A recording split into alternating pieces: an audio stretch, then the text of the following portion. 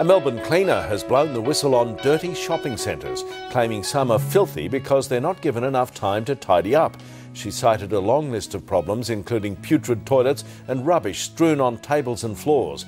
Rather than taking a stand, Brisbane cleaners have sat down to protest against their pay and working conditions. It's getting to the point where we've got to go quicker, and we do the best we can, but there will be shortcuts. Toilets littered with rubbish, dirty floors and food scraps next to diners. Sometimes you're cleaning and you'll look up and you'll just see a sea of rubbish, and you go, where am I going to start? There's claims of dirty bathrooms, overflowing bins and filthy outdoor areas.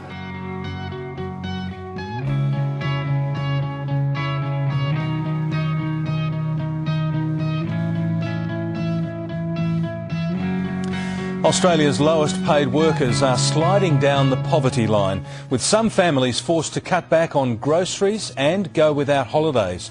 Among the poorest paid are cleaners. My name is Kathy and I work in a retail store in a Westfield centre in South Australia. I've worked in that centre for 10 years now, and in that 10 years my hourly rate has only gone up by $3. The base award wage for cleaners is $629 a week before tax. According to the Bureau of Statistics, the average Australian's income is $814 a week. I struggle with paying house, car, petrol. I live with my daughter, she pays all the other bills. I have 3 sons as well who don't live at home. It's very hard to plan for a holiday or for birthdays or for Christmas, because we all have to work at Christmas time. Virtually all the wage once a week is covered by mortgage and food, and bills we rob Peter to pay Paul. As a family we struggle because my daughter's put off her wedding to help her mother, so we don't lose our home. One fortnight my pay goes to my mortgage, the next fortnight I have to put my bills in a hat and decide who gets what. I find it very tough to survive on $16.57 an hour. It is impossible to survive on that amount of money. I am the main wage earner in my family, as my husband is on a disability pension, and I once looked forward to the thought of retiring on a moderate income. I know now that that's not the case. I know that I'll be working well after my 65th birthday. And I feel for the cleaners that have young children. They struggle so hard just to put shoes on their feet. It's very different to our own parents who retired well and could enjoy some leisure time. That's not going to be an option for us.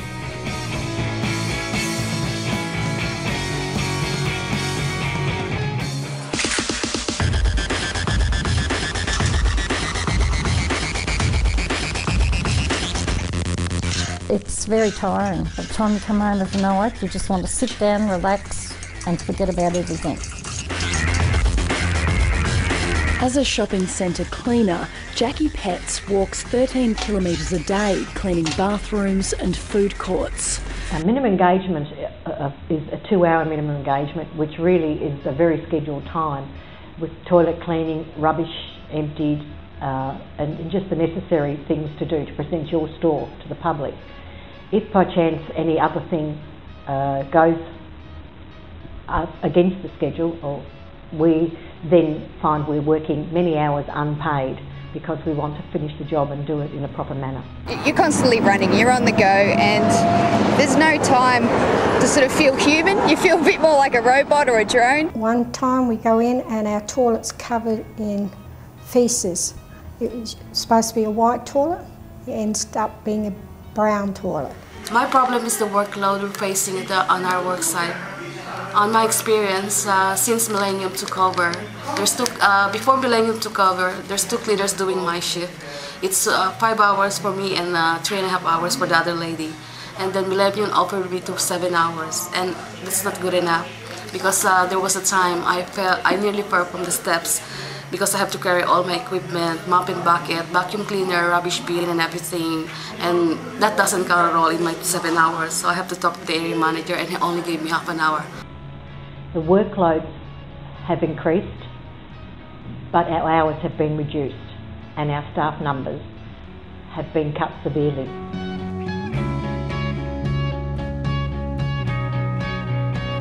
As cleaners working in retail, we all know that our jobs can be very demanding, and we all deserve respect and fair treatment for the work we do.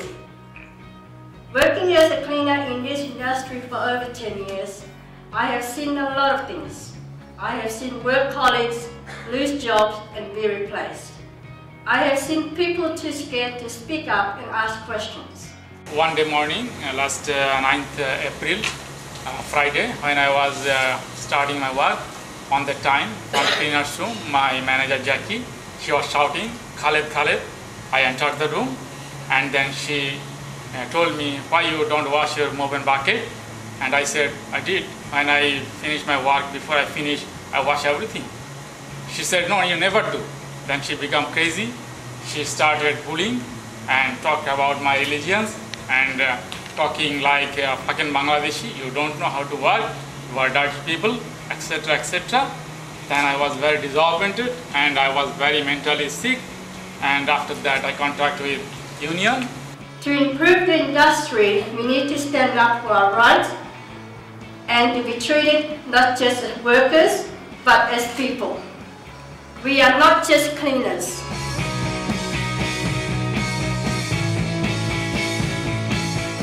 No, security of our jobs. We don't have security for our work. We don't have any respect. Our jobs are increased a lot more. Since I've been working at Westfield, we have had 5 changes of contractor. This uncertainty creates many problems for us workers, not the least of which is the insecurity of employment, and it robs us of any feeling of job satisfaction. Why should we work so hard for an employer when we don't know that we will have the same employer in 3 years' time? We work hard and we fully deserve our entitlements such as annual leave and long service leave, and yet in the blink of an eye we can all lose it and have our hours cut or changed, or even lose our job or put on probation. Because of this uncertainty, we cannot be blamed for feeling insecure, especially when we see directors of the company being treated so well. We all have commitments and bills to pay. Are we wrong to expect that if we work hard, we will be treated fairly? I know that my fellow workers are frightened of what the future will be for their children and for themselves. They know that the electricity is now going to cost them more, and they just don't know what the day-to-day costs are going to be in the next 6 months, and it's scary.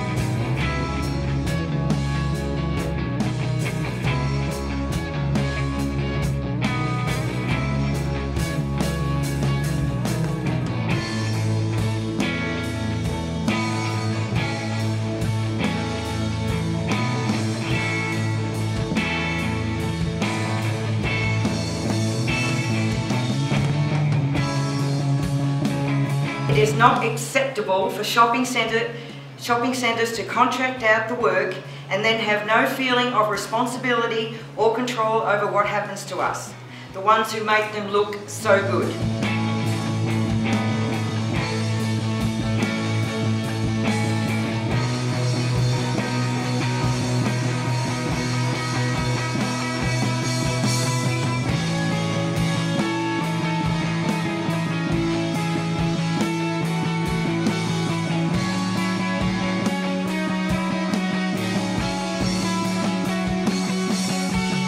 Cleaners need their Clean Start now. My biggest hope for the future is that we win our Clean Start agreement and we can make Spotless negotiate with us.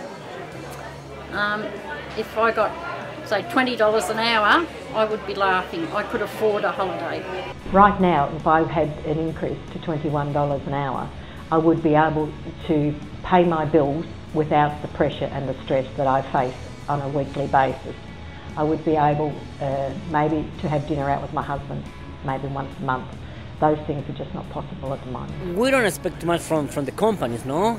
But we believe if everyone is pushing the train in the same direction, we can get better condition in this industry. And this situation will be start away in better condition for our families, our future. So we're expecting in no short term and long term be a better human being, better workers, you know, and make a better contribution in Australian society.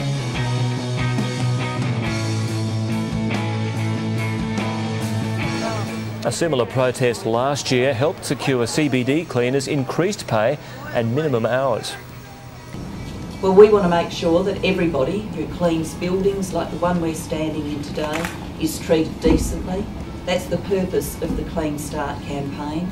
It's been joined now by many reputable employers who are making sure that the people who come and clean their buildings are treated well at work. The Australian Government is going to join the Clean Start campaign. The Australian Government obviously has many office buildings which require cleaning, and when we contract with the companies that clean those buildings, we will be part of the Clean Start campaign. As a Clean Start member, I feel better because it's changed my lifestyle now. Because in my workplace, especially in my workplace, my supervisors used to be too harder to us. Now they are very good to us because they know because of this Clean Start agreement, they can't do whatever they want, and whatever they take decision, they can't sack us whenever they wish because of the Clean Start. And they reduce our workloads, and we are getting really little bit better respect than before. When I start with the unions, I learn a lot of stuff. Now I know every right, my rights, what is my rights, what I should get from the jobs, what I should. It's just different things. I can't explain it totally, but it's good, and I'm proud to be a union member because I'm just better than before. Mentally, and because of my job rights and status. I was thinking like I'm just a cleaner, but now I think no, it's not just something like this thing is not like this. And now I see my thinking style is now get different because of this getting with the unions.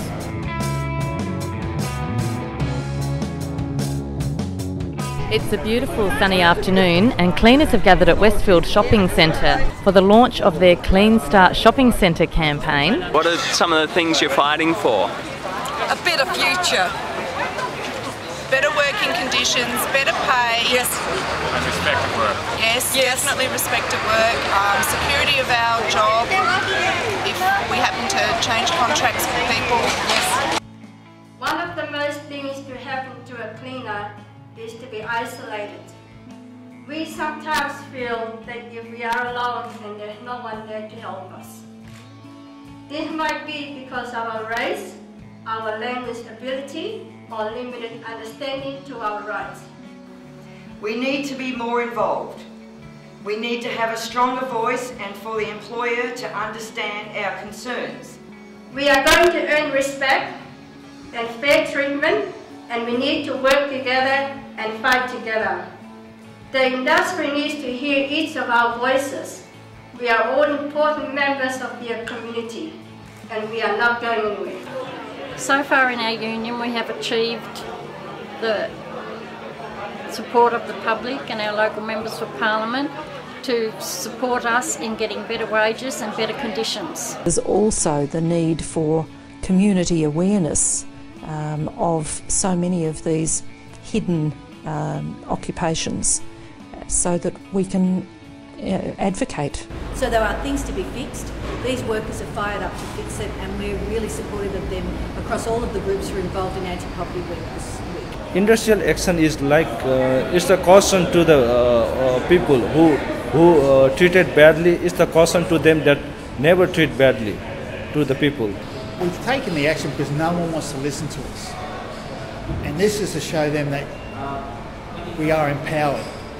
We are a a fantastic group of people. There's thousands of us across Australia, and we've had enough. We want the respect that goes with a job that we are not getting. And this is the course of action we've had to take to get this. I'd like to tell to the community, to the society, don't think because the worker take industrial action, we don't want to work. We want our job. We want our better condition for our family, like everyone else. So please try to understand when any worker in any sector go for industrial action, it's because in one way or another is our last chance to improve our life and make better contribution for this country. I feel very confident we're going to win this. You know, we have all the cleaners behind us, and the voice they have is massive. The one message I want people to take from this is that we are important. We are the face of your shopping centre.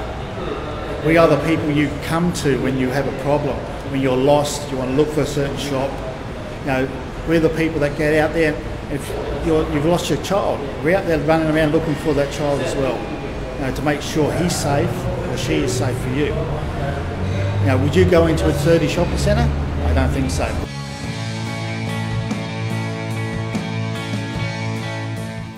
I've never met a cleaner that doesn't actually care about the job they do.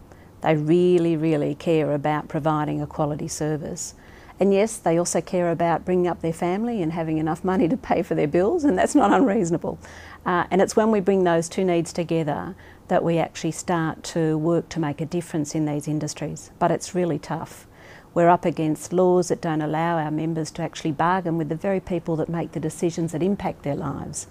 You know, how do we actually get a Westfield to listen to our members? It's an iconic Australian company, amazing in its history and its breadth. It's now travelling the world, and we should be proud of it as an Australian iconic company.